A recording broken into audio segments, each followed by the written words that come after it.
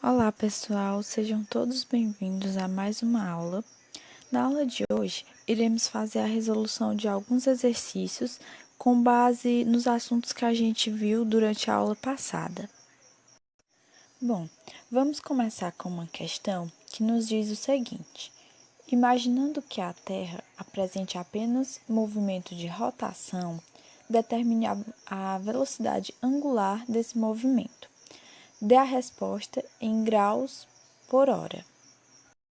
Antes de iniciarmos com nossos cálculos, é importante que vocês saibam que para que nosso planeta dê uma volta completa ao redor dele mesmo, como se ele fosse um peão, que a Terra ela gira em torno de si mesma, ela demora exatamente 23 horas e 56 minutos, na qual arredondamos para 24 horas, que é o que corresponde a um dia.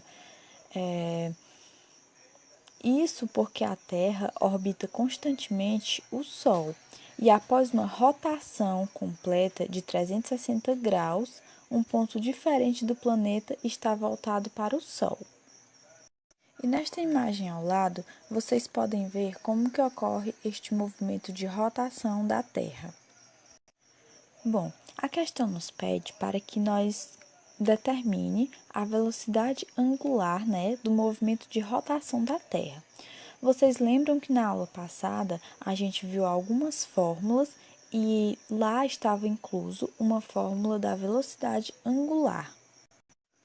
Bom, para quem não lembra, a fórmula é a seguinte: ômega é igual a ΔΦ sobre ΔT.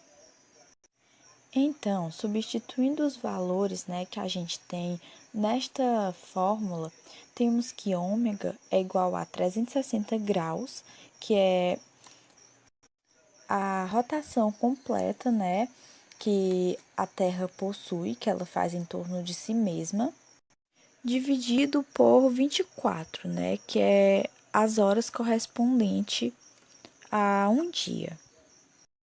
Fazendo esta divisão, temos então que ômega é igual a 15 graus por hora. Portanto, podemos concluir nesta questão que a cada 15 graus que a Terra gira, passa-se 1 hora.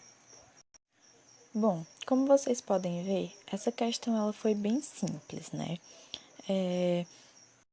onde pudemos abordar os conhecimentos que tivemos sobre velocidade angular. Vamos então para a nossa próxima questão, que nos diz o seguinte: um ponto em movimento circular uniforme descreve uma volta por segundo em uma circunferência de 8 centímetros de raio. Determine sua velocidade angular e seu período, respectivamente. E mais abaixo, temos aqui a alternativa A, alternativa B, C, D e E, onde cada uma nos traz valores diferentes. Iremos, primeiramente, analisar a questão com base nos conhecimentos que a gente teve durante a aula passada, iremos dar valores e logo depois voltaremos com as alternativas para verificarmos qual é a alternativa correta. Bom, vamos começar então observando quais foram os dados que a questão nos forneceu. Temos primeiramente que ΔΦ é igual a 360 graus ou 2π, que é uma volta completa ao redor do círculo, Logo depois temos ΔT, que é igual a 1 segundo, porque a questão nos fala, que o ponto em movimento descreve uma volta por segundo, Então, é 1 segundo.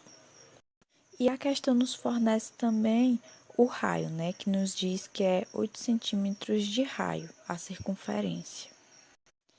E então, pede para que possamos determinar a velocidade angular e o período. Bom, vamos então começar determinando a velocidade angular. Mais uma vez, vamos abordar aquela fórmula que vimos nesta questão anterior. Temos que ômega é igual a ΔΦ sobre ΔT. Então, vamos apenas substituir os valores.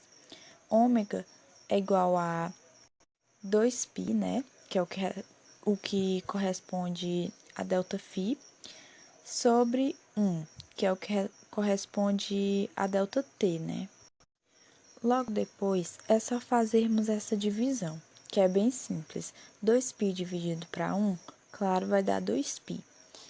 Em seguida, substituiremos o π.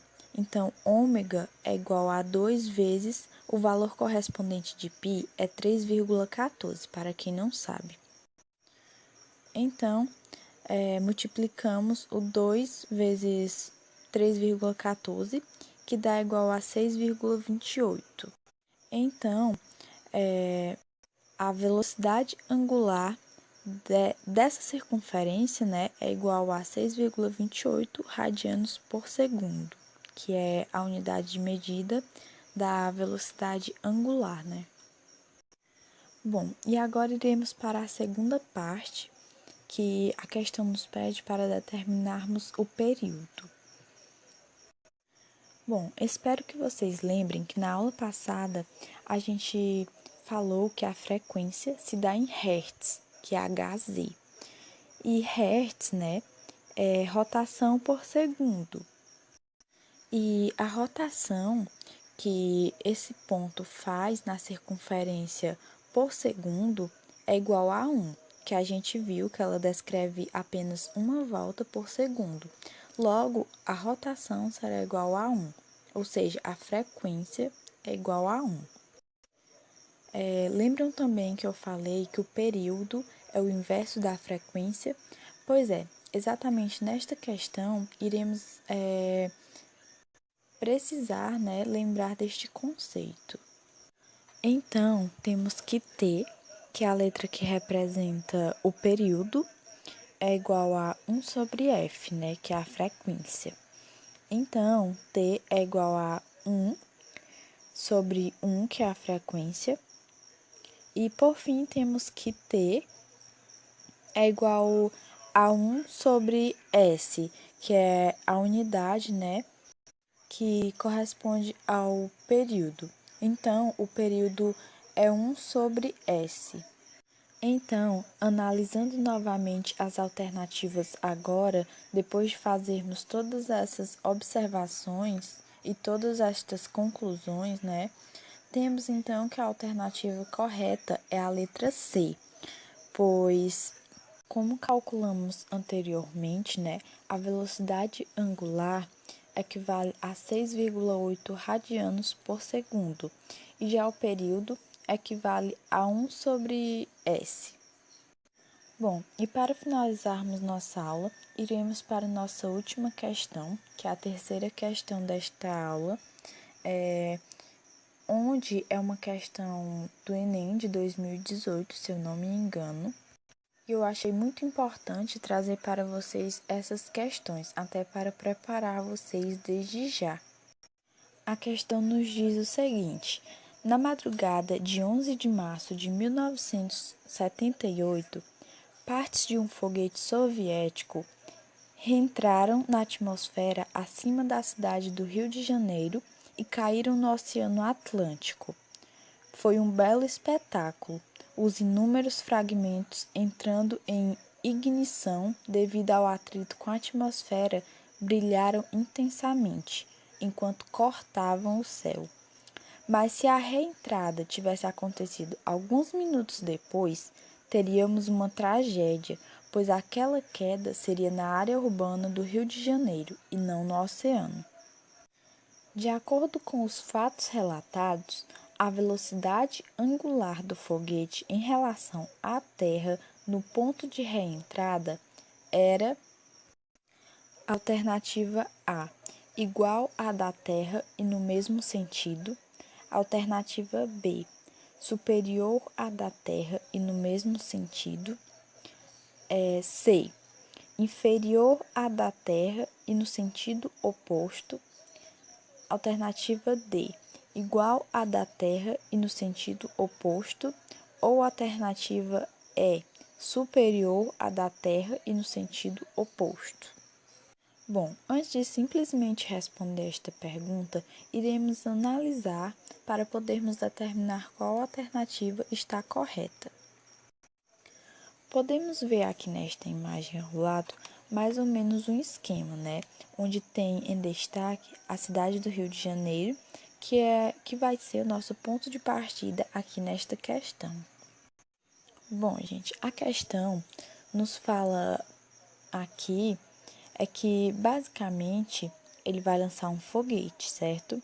Que estava na direção do Rio de Janeiro, pois ele disse que estava exatamente acima da cidade do Rio de Janeiro. E ele disse que acabou caindo no oceano, né? Esse foguete acabou caindo no oceano. E os pedaços desse foguete acabaram atingindo o oceano e não a cidade. No caso, se tivesse atingido a cidade, teria acontecido uma tragédia, né? Isso por minutos, né? Aí ele está perguntando justamente uma relação com a velocidade angular do foguete. Então vamos lá. Para onde ou para qual sentido o foguete estava girando para que ele acabasse atingindo exatamente o oceano?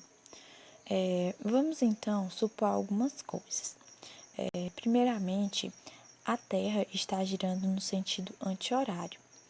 Então, vamos imaginar que o foguete estivesse girando com a mesma velocidade angular da Terra.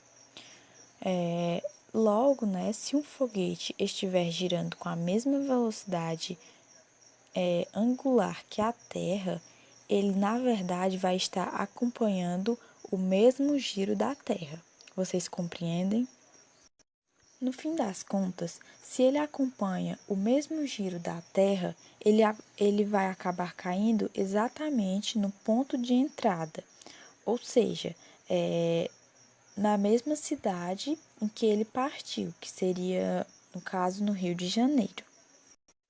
Então, se ele cai no oceano, significa que ele não possui a mesma velocidade angular da Terra. E se ele tiver a mesma velocidade angular, mas em sentido oposto, a Terra vai estar girando para esse lado e o foguete para esse outro. Então, os pedaços iriam cair exatamente no meio da cidade. Logo, também descartamos estas opções, né? Professora, mas afinal, quando os pedaços do foguete iriam cair no oceano? Bom, primeiramente, para atingir o oceano, o foguete teria que ter o mesmo sentido que a Terra. Porém, como a gente acabou de discutir, ele não poderia ter uma velocidade nem igual e nem menor que a da Terra. Ele precisa ter uma velocidade superior que a velocidade angular da Terra, né? E isso, né, digamos que para superar a velocidade angular da Terra e então acabar atingindo o oceano. Bom, gente, esta foi a nossa aula de hoje, com a resolução de alguns exercícios e trazendo mais conhecimentos e abordando mais sobre conteúdos que a gente viu durante a aula passada, né? Sobre movimento circular uniforme. Eu espero que vocês tenham gostado, tenham compreendido e até a nossa próxima aula.